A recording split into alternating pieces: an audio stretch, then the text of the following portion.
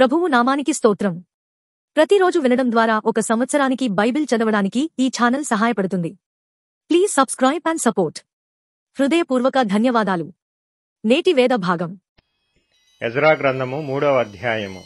7వ నెలలో ఇశ్రాయేలీలు తమ తమ పట్టణములకు వచ్చిన తరువాత జనులు ఏకమనస్సు గలవారై యెరూషలేములో కూడి యోజాదాకు కుమారుడైన యేషూవయును, యాజకులైన అతని సంబంధులను, షయల్తీయేలు కుమారుడైన జెరుబ్బాబెలును అతని సంబంధులను లేచి దైవజనుడైన మోషే నియమించిన ధర్మశాస్త్రమునందు వ్రాయబడిన ప్రకారముగా దహన బలులు అర్పించుటకై ఇశ్రాయేలీల దేవుని బలిపీఠమును కట్టిరి. వారు దేశమందు కాపురస్తులైన వారికి భయపడుచు ఆ బలిపీఠమును దాని పురాతన స్థలమున నిలిపి దాని మీద ఉదయమునను అస్తమయమునను యెహోవాకు దహన బలులు అర్పించుచూ వచ్చిరి. మరియు గ్రంథమును బట్టి వారు పర్ణశాలల పండుగను నడిపించి ఏ దినమునకు నియమింపబడిన లెక్క చొప్పున ఆ దినపు దహన బలిని విధి చొప్పున అర్పింపసాగిరి. తరువాత నిత్యమైన దహన బలిని, అమావాస్యలకును, యెహోవా యొక్క నియామకమైన పండుగలకును, ప్రతిష్ఠితమైన దహన బలులను, ఒక్కొక్కడు తెచ్చిన స్వేచ్ఛార్పణలను అర్పించుచూ వచ్చిరి. 7వ నెల మొదటి దినము నుండి యెహోవాకు దహన బలులు అర్పింప మొదలుపెట్టిరి. అయితే యెహోవా మందిరము యొక్క పునాది అప్పటికి ఇంకనూ వేయబడలేదు. మరియు వారు కాచెవారికిని వడ్రవారికిని ద్రవ్యమునిచ్చిరి. అదియుగాక పారసీక దేశపు రాజైన కోరెషు తమకు సెలవిచ్చినట్లు దేవదారు మ్రాణులను లెబానోను నుండి సముద్రము మీద యొప్పే పట్టణమునకు తెప్పించుటకు సీదోనీయులకును తూరు వారికిని భోజన పదార్థములను, పానమును, నూనెను ఇచ్చిరి. యెరూషలేములో నుండు దేవుని యొక్క మందిరమునకు వారు వచ్చిన 2వ సంవత్సరము 2వ నెలలో షయల్తీయేలు కుమారుడైన జెరుబ్బాబెలును, యోజాదాకు కుమారుడైన యేషూవయును చెరలో నుండి విడిపింపబడి యెరూషలేమునకు వచ్చిన వారందరూ పని ఆరంభించి 20 సంవత్సరములు మొదలుకొని పై ఏడుగల లేవీయులను యెహోవా మందిరము యొక్క పనికి నిర్ణయించిరి. యేషూవయు అతని కుమారులను, అతని సహోదరులను, కద్మీయేలును అతని కుమారులను, హోదవ్యా కుమారులను, హేనాదాదు కుమారులను, వారి కుమారులను, లేవీయులైన వారి బంధువులను దేవుని మందిరములో పనివారి చేత పనిచేయించుటకు నియమింపబడిరి. శిల్పకారులు యెహోవా మందిరము యొక్క పునాదిని వేయుచుండగా ఇశ్రాయేలు రాజైన దావీదు నిర్ణయించిన విధి చొప్పున తమ వస్త్రములు ధరించుకొనిన వారై యాజకులు బాకాలతోనూ ఆసాపు వంశస్థులకు లేవీయులు చేయు తాళములతోనూ నిలువబడి యెహోవాను స్తోత్రము చేసిరి. వీరు వంతు చొప్పున కూడి యెహోవా దయాళుడు, ఇశ్రాయేలీల విషయమై ఆయన కృప నిరంతరము నిలుచునని పాడుచు యెహోవాను స్తుతించిరి. మరియు యెహోవా మందిరము యొక్క పునాది వేయబడుట చూచి జనులందరూ గొప్ప శబ్దముతో యెహోవాకు స్తోత్రము చేసిరి. మునుపటి మందిరమును చూచిన యాజకులలోనూ లేవీయులలోనూ కుటుంబ ప్రధానులలోనూ వృద్ధులైన అనేకులు ఇప్పుడు వేయబడిన ఈ మందిరము యొక్క పునాదిని చూచి గొప్ప శబ్దముతో ఏడ్చిరి. అయితే మరి అనేకులు సంతోషము చేత బహుగా అరచిరి. ఏది సంతోష శబ్దమో ఏది దుఃఖ శబ్దమో జనులు తెలుసుకొనలేకపోయిరి. జనులు గొప్ప ధ్వని చేసినందున ఆ శబ్దము బహుదూరము వినబడెను. ఎజ్రా గ్రంథము 4వ అధ్యాయము. అంతటా యూదా వంశస్థులకును బెన్యామీనీయులకును విరోధులైన వారు, చెర నివారణ అయిన వారు ఇశ్రాయేలీల దేవుడైన యెహోవాకు ఆలయమును కట్టుచున్న సంగతి విని జెరుబ్బాబెలు నొద్దకును పెద్దలలో ప్రధానుల యొద్దకును వచ్చి, మీరు ఆశ్రయించున్నట్లు మేమును మీ దేవుని ఆశ్రయించు వారము. ఇచ్చటికి మమ్మను రప్పించిన అష్షూరు రాజైన ఎసర్హద్దోను యొక్క కాలము మొదలుకొని మేము యెహోవాకు బలులు అర్పించువారము. మేమును మీతో కలిసి కట్టెదమని చెప్పిరి.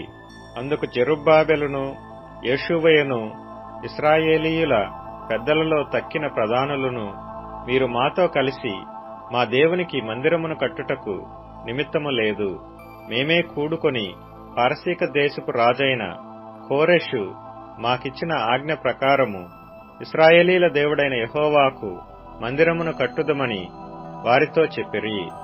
దేశపు జనులు యూదా వంశస్థులకు ఇబ్బంది కలుగజేసి కట్టుచున్న వారిని బాధపరిచిరి.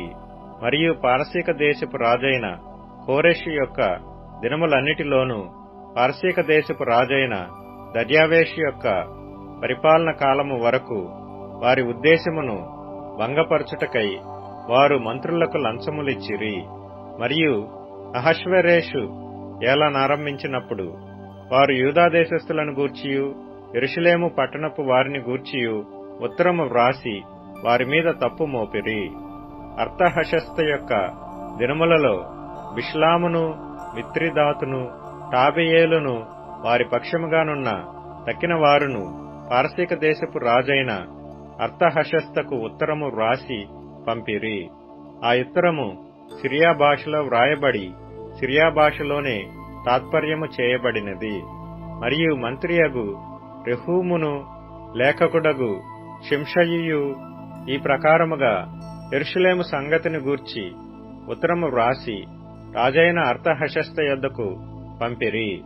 అంతట మంత్రియగు రెహూమును లేఖకుడగు షింషయియు వారి పక్షముగానున్న తక్కిన వారైన దినాయూయులను, అపర్సత్కాయులను, టర్పెలాయేలును, అపర్సాయులను, అర్కెనాయులను, బబులోను వారును, షూషన్కాయులను, దెహావేయులను, ఏలమీయులను, గనుడును శ్రేష్ఠుడునైన ఆస్నప్పరు నది యువతలకు రప్పించి షోమ్రోను పట్టణములందును నది అవతలనున్న ప్రదేశమందును ఉంచిన తక్కిన జనములను, నది యువతలనున్న తక్కిన వారును ఉత్తరము ఒకటి వ్రాసిరి. వీరు రాజైన అర్తహషస్తకు వ్రాసి పంపించిన ఉత్తరము నకలు. నది యువతలనున్న తమ దాసులమైన మేము రాజైన తమకు తెలియజేయనదేమనగా, తమ సన్నిధి నుండి మా యొద్దకు వచ్చిన యూదులు యెరూషలేమునకు వచ్చి తిరుగుబాటు చేసిన ఆ చెడు పట్టణమును కట్టుచున్నారు. వారు దాని ప్రాకారములను నిలిపి దాని పునాదులను మరమ్మత్తు చేయుచున్నారు. కావున రాజవైన తమకు తెలియవలసినదేమనగా, ఈ పట్టణమును కట్టి దాని ప్రాకారములను నిలవబెట్టిన ఎడల వారు శిస్తుగాని సుంకముగాని పన్నుగాని ఈయకయుందురు. అప్పుడు రాజునకు రావలసిన పైకము నష్టమగును. మేము రాజు యొక్క ఉప్పు తిన్నవారము గనుక రాజునకు నష్టము రాకుండా మేము చూడవలెనని ఈ ఉత్తరమును పంపి రాజవైన తమకు ఈ సంగతి తెలియజేసితిమి. మరియు తమ పూర్వీకులు వ్రాయించిన రాజ్యపు దస్తావేజులను చూచిన ఎడల ఈ పట్టణపు వారు తిరుగుబాటు చేయువారుగాను రాజులకును దేశములకును హాని చేయువారుగాను కలహకారులుగాను కనబడుదురనియు, అందువలననే ఈ పట్టణము నాశనము పొందెననియు రాజ్యపు దస్తావేజుల వలననే తమకు తెలియవచ్చును. కావున రాజవైన తమకు మేము రూఢిపరచునదేమనగా, ఈ పట్టణము కట్టబడి దాని ప్రాకారములు నిలవబెట్టబడిన ఎడల నది యువతల తమకు హక్కు ఎంతమాత్రమూ ఉండదు. అప్పుడు రాజు మంత్రియగు రెహూమునకును లేఖకుడగు షింషయికిని షోమ్రోనులో నివసించు వారి పక్షముగానున్న మిగిలిన వారికిని నది అవతల నుండు తక్కిన వారికిని మీకు క్షేమ సంప్రాప్తి యగునుగాక అని ఈ మొదలగు మాటలు వ్రాయించి సెలవిచ్చినదేమనగా, మీరు మాకు పంపిన ఉత్తరమును శాంతముగా చదివించుకొన్నాము. అందు విషయమై మా యాజ్ఞను బట్టి వెదకగా ఆది నుండి ఆ పట్టణపు వారు రాజుల మీద కలహమును తిరుగుబాటును చేయువారని మాకు అగపడినది.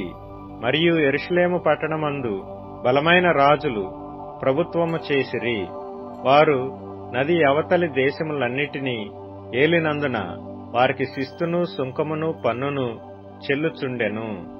కాబట్టి ఇప్పుడు ఈ మనుషులు ఆ పని చాలించి మేము సెలవిచ్చు వరకు ఆ పట్టణమును కట్టక మానవలెనని ఆజ్ఞాపించుడి. ఇది తప్పకుండా చేయుటకు మీరు జాగ్రత్తపడుడి. రాజులకు నష్టము కలుగునట్లు ద్రోహము పెరగకుండా చూడుడి అని సెలవిచ్చెను. రాజైన అర్తహషస్త పంపించిన ఉత్తరము యొక్క ప్రతి రెహూమునకును షింషయికిని వీరి పక్షముగానున్న వారికిని వినిపింపబడినప్పుడు వారు త్వరగా యెరూషలేములోనున్న యూదుల యొద్దకు వచ్చి బలవంతము చేతను అధికారము చేతను వారు పని ఆపునట్లు చేయగా యెరూషలేములో నుండు దేవుని మందిరపు పని నిలిచిపోయెను. ఇలాగన పారసీక దేశపు రాజైన దర్యావేషు ఏలుబడియందు 2వ సంవత్సరము వరకు ఆ పని నిలిచిపోయెను. యోహాను సువార్త 4వ అధ్యాయం. యోహాను కంటే యేసు ఎక్కువ మంది శిష్యులనుగా చేసుకుని వారికి బాప్తిస్మమిచ్చుతున్న సంగతి పరిసయ్యులు వినిరని ప్రభువునకు తెలిసినప్పుడు ఆయన యూదయ దేశము విడిచి గలిలయ దేశమునకు తిరిగి వెళ్ళెను. అయినను యేసు బాప్తిస్మమియ్యలేదు గాని ఆయన శిష్యులు ఇచ్చుచుండిరి. ఆయన సమరయ మార్గమున వెళ్ళవలసిన వచ్చెను కనుక యాకోబు తన కుమారుడైన యోసేపుకిచ్చిన భూమి దగ్గరనున్న సమరయలోని సుఖారాను ఒక ఊరికి వచ్చెను. అక్కడ యాకోబు బావియుండెను గనుక యేసు ప్రయాణము వలన అలసియున్న రీతిని ఆ బావి యొద్ద కూర్చుండెను. అప్పటికి ఇంచుమించు 12 గంటలాయెను. సమరయ స్త్రీ ఒకతే నీళ్లు చేదుకొనుటకు అక్కడికి రాగా యేసు నాకు దాహమునకిమ్మని ఆమెను అడిగెను. ఆయన శిష్యులు ఆహారమును కొనుటకు ఊరిలోనికి వెళ్ళియుండిరి. ఆ సమరయ స్త్రీ, యూదుడవైన నీవు సమరయ స్త్రీనైన నన్ను దాహమునకిమ్మని ఎలాగూ అడుగుచున్నావని ఆయనతో చెప్పాను. ఏలయనగా యూదులు సమరయులతో సాంగత్యము చేయరు. అందుకు యేసు, నీవు దేవుని వరమును నాకు దాహమునకిమ్మని నిన్ను అడుగుచున్నవాడెవడో అదియు ఎరిగియుంటే నీవు ఆయనను అడుగుదువు, ఆయన నీకు జీవజలమిచ్చునని ఆమెతో చెప్పాను. అప్పుడు ఆ స్త్రీ, అయ్యా, ఈ బావి లోతైనది, చేదుకొనుటకు నీకేమీయూ లేదే. ఆ జీవ జలము ఎలాగు నీకు దొరుకును? తానును తన కుమారులను పశువులను ఈ బావి నీళ్లు త్రాగి మాకిచ్చిన మన తండ్రి అయిన యాకోబు కంటే నీవు గొప్పవాడవా అని ఆయనను అడిగాను. అందుకు యేసు, ఈ నీళ్లు త్రాగు ప్రతివాడును మరల దప్పికొనును. నేనిచ్చు నీళ్లు త్రాగువాడెప్పుడునూ దప్పికొనడు. నేను వానికిచ్చు నీళ్లు నిత్య జీవమునకై వానిలో ఊరెడి నీటి బుగ్గగా ఉండునని ఆమెతో చెప్పాను. ఆ స్త్రీ ఆయనను చూచి, అయ్యా, నేను దప్పికొనకుండునట్లును చేదుకొనుటకింత దూరము రాకుండునట్లును ఆ నీళ్లు నాకు దయచేయమని అడగగా యేసు, నీవు వెళ్లి నీ పెనిమిటిని పిలుచుకొని ఇక్కడికి రమ్మని ఆమెతో చెప్పాను. ఆ స్త్రీ, నాకు పెనిమిటి లేడనగా యేసు ఆమెతో, నాకు పెనిమిటి లేడని నీవు చెప్పిన మాట సరియే. నీకు 5 పెనిమిట్లుండిరి, ఇప్పుడు ఉన్నవాడు నీ పెనిమిటి కాడు. సత్యమే చెప్పితివనెను. అప్పుడు ఆ స్త్రీ, అయ్యా, నీవు ప్రవక్తహని గ్రహించుచున్నాను. మా పితరులు ఈ పర్వతమందు ఆరాధించిరి గాని ఆరాధింపవలసిన స్థలము యెరూషలేములో ఉన్నదని మీరు చెప్పుదురని ఆయనతో అనగా యేసు ఆమెతో ఇట్లనెను, అమ్మా, ఒక కాలము వచ్చుచున్నది, ఆ కాలమందు ఈ పర్వతము మీదనైనను యెరూషలేములోనైనను మీరు తండ్రిని ఆరాధింపరు. నా మాట నమ్ముము. మీరు మీకు తెలియని దానిని ఆరాధించువారు, మేము మాకు తెలిసిన దానిని ఆరాధించువారు. రక్షణ యూదయలో నుండియే కలుగుచున్నది. అయితే యథార్థముగా ఆరాధించువారు ఆత్మతోనూ సత్యముతోనూ తండ్రిని ఆరాధించు కాలము వచ్చుచున్నది, అది ఇప్పుడును వచ్చియేయున్నది. తన్ను ఆరాధించువారు అట్టివారే కావలెనని తండ్రి కోరుచున్నాడు. దేవుడు ఆత్మ గనుక ఆయనను ఆరాధించువారు ఆత్మతోనూ సత్యముతోనూ ఆరాధింపవలెనని. ఆ స్త్రీ ఆయనతో, క్రీస్తనబడిన మెస్సీయా వచ్చునని నేనెరుగుదును.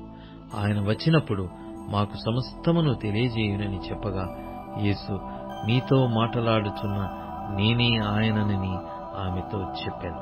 ఇంతలో ఆయన శిష్యులు వచ్చి ఆయన స్త్రీతో మాటలాడుట చూచి ఆశ్చర్యపడిరి గాని నీకేమి కావలెనని అయినను ఈమెతో ఎందుకు మాటలాడుచున్నవని అయినను ఎవడునూ అడగలేదు. ఆ స్త్రీ తన కుండ విడిచిపెట్టి ఊరిలోనికి వెళ్లి, మీరు వచ్చి నేను చేసినవన్నీ నాతో చెప్పిన మనుషుని చూడుడి, ఈయన క్రీస్తు కాడా అని ఆ ఊరి వారితో చెప్పగా, వారు ఊరిలో నుండి బయలుదేరి ఆయన యొద్దకు వచ్చుచుండిరి. ఆలోగా శిష్యులు, బోధకుడా, భోజనము చేయమని ఆయనను వేడుకొనిరి. అందుకాయన, భుజించుటకు మీకు తెలియని ఆహారము నాకు ఉన్నదని వారితో చెప్పగా, శిష్యులు ఆయన భుజించుటకు ఎవడైనా నీమైనను తెచ్చునేమో అని ఒకనితో ఒకడు చెప్పుకొనేది. యేసు వారిని చూచి, నన్ను పంపిన వాని చిత్తము నెరవేర్చుటయు ఆయన పని తుదముట్టించుటయు నాకు ఆహారమై ఉన్నది. ఇంకా 4 నెలలైన తర్వాత కోతకాలము వచ్చునని మీరు చెప్పుదురు గదా.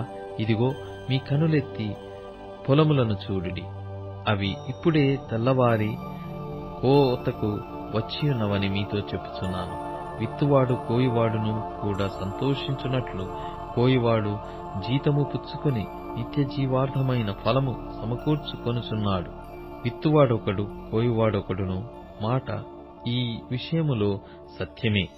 మీరు దేనిని గూర్చి కష్టపడలేదో దానిని కోయుటకు మిమ్మును పంపితిని. ఇతరులు కష్టపడిరి, మీరు వారి కష్టములలో ప్రవేశించుచున్నారని చెప్పాను. నేను చేసి ఉన్నవనియు నాతో చెప్పెనని సాక్ష్యమిచ్చిన స్త్రీ యొక్క మాటను బట్టి ఆ ఊరిలోని సమరయులలో అనేకులు ఆయన యందు విశ్వాసముంచిరి. ఆ సమరయులు ఆయన యొద్దకు వచ్చి తమ యొద్ద ఉండమని ఆయనను వేడుకొనిరి గనక ఆయన అక్కడ 2 దినములుండెను. ఆయన మాటలు వినినందున ఇంకను అనేకులు నమ్మి ఆ స్త్రీని చూచి, ఇక మీదట నీవు చెప్పిన మాటలను బట్టి కాక మా మట్టుకు మేము విని ఈయన నిజముగా లోకరక్షకుడని తెలుసుకొని నమ్ముచున్నామనిది. ఆ 2 దినములైన తర్వాత ఆయన అక్కడి నుండి బయలుదేరి గలిలయకు వెళ్ళెను. ఎందుకనగా ప్రవక్త స్వదేశములో ఘనత పొందడని యేసు సాక్ష్యమిచ్చెను. గలిలయులకు కూడా ఆ పండుగకు వెళ్ళువారు గనుక యెరూషలేములో పండుగ సమయమున ఆయన చేసిన కార్యములన్నీ వారు చూచినందున ఆయన గలిలయకు వచ్చినప్పుడు వారు ఆయనను చేర్చుకొనిరి. తాను నీళ్లు ద్రాక్షారసముగా చేసిన గలిలయలోని కానాకు ఆయన తిరిగి వచ్చెను. అప్పుడు కపెర్నహూములో ఒక ప్రధాని కుమారుడు రోగి అయ్యుండెను. యేసు యూదయ నుండి గలిలయకు వచ్చెనని అతడు విని ఆయన యొద్దకు వెళ్లి, తన కుమారుడు చావసిద్ధమై ఉండెను గనక ఆయన వచ్చి అతని స్వస్థపరచవలెనని వేడుకొనెను. యేసు సూచక క్రియలను మహత్కార్యములను చూడకుంటే మీరెంత మాత్రము నమ్మరని అతనితో చెప్పాను. అందుకా ప్రధాని, ప్రభువా, నా కుమారుడు చావకమునిపే రమ్మని ఆయనను వేడుకొనెను. యేసు, నీవు వెళ్ళుము, నీ కుమారుడు బ్రతికియున్నాడని అతనితో చెప్పగా, ఆ మనుష్యుడు యేసు తనతో చెప్పిన మాట నమ్మి వెళ్లిపోయెను.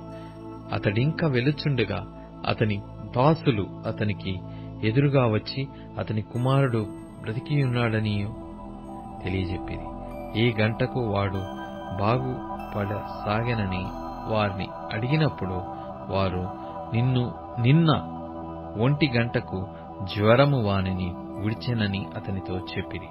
నీ కుమారుడు బ్రతికియున్నాడని యేసు తనతో చెప్పిన గంట అదే అని తండ్రి తెలుసుకొనెను గనుక అతడును అతని ఇంటి వారందరూ నమ్మిరి. ఇది యేసు యూదయ నుండి గలిలయకు వచ్చి చేసిన 2వ సూచక క్రియ. కీర్తనల గ్రంథం 16వ కీర్తన. దేవా, నీ శరణుజొచ్చియున్నాను, నన్ను కాపాడుము. నీవే ప్రభుడవు, నీకంటే నాకు క్షేమాధారమేదియూ లేదని యెహోవాతో నేను మనవి చేయుదును. నేనిలాగందును, భూమి మీదనున్న భక్తులే శ్రేష్ఠులు, వారు నాకు కేవలము ఇష్టులు. యెహోవాను విడిచి వేరొకని అనుసరించు వారికి శ్రమలు విస్తరించును. వారర్పించు రక్తపానీయార్పణములు నేనర్పింపను, వారి పేళ్లు నా పెదవుల నెత్తను. యెహోవా నా స్వాస్థ్య భాగము, నా పానీయ భాగము నీవే. నా భాగమును కాపాడుచున్నావు. మనోహర స్థలములలో నాకు పాలు ప్రాప్తించెను. శ్రేష్టమైన స్వాస్థ్యము నాకు కలిగెను. నాకు ఆలోచనకర్తయైన యెహోవాను స్తుతించెదను. రాత్రి గడియలలో నా అంతరంద్రియము నాకు బోధించుచున్నది. సదాకాలము యెహోవాయందు నా గురి నిలుపుచున్నాను. ఆయన నా కుడి పార్శ్వమందు ఉన్నాడు గనుక నేను కదల్చబడను. అందువలన నా హృదయము సంతోషించుచున్నది, నా ఆత్మ హర్షించుచున్నది. నా శరీరము కూడా సురక్షితముగా నివసించుచున్నది. ఎందుకనగా నీవు నా ఆత్మను పాతాళములో విడిచిపెట్టవు, నీ పరిశుద్ధుని కుళ్ళుపట్టనీయవు. జీవమార్గమును నీవు నాకు తెలియజేసెదవు. నీ సన్నిధిని సంపూర్ణ సంతోషము కలదు. నీ కుడి చేతిలో నిత్యము సుఖములు కలవు. ఇప్పుడు tune in, Spotify, Amazon music మరియు యూట్యూబ్ మ్యూజిక్ లో కూడా అందుబాటులో ఉంది. Please follow us.